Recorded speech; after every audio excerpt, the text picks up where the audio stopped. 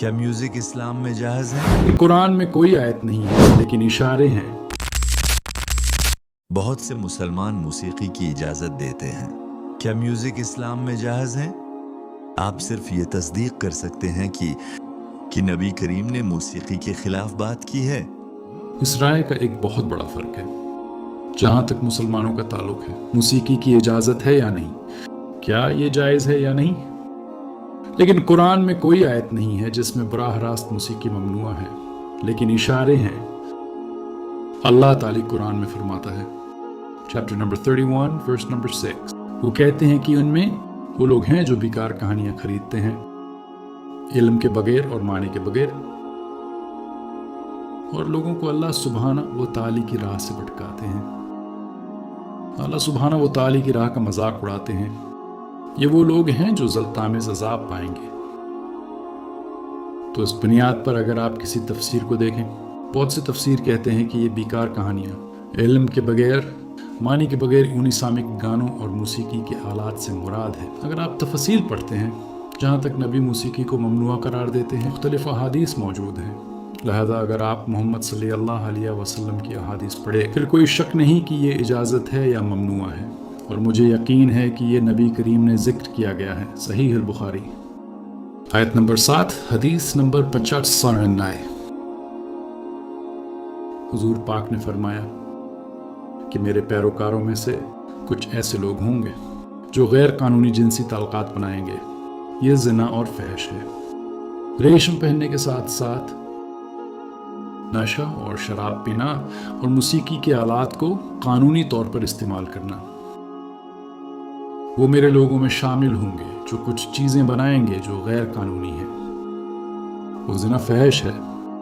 रेशम के पहने, नशा और मौसीकी के आलात को कानूनी तौर पर खेलना।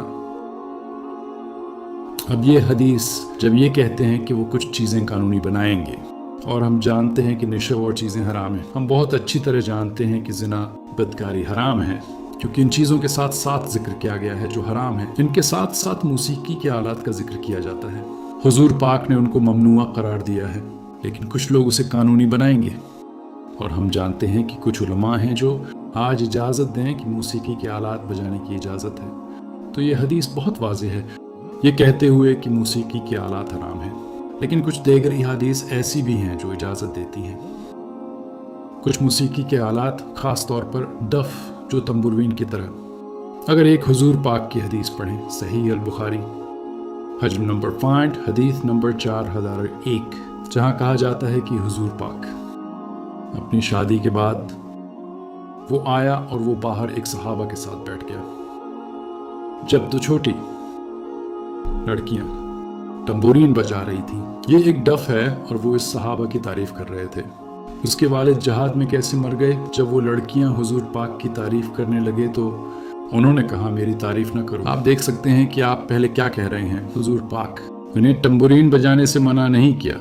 मजीद हदीस में कहा है, सहीह अल बुखारी जल्द नंबर 2 हदीस नंबर 987, जहां हुजूर पाक लेटे हुए थे।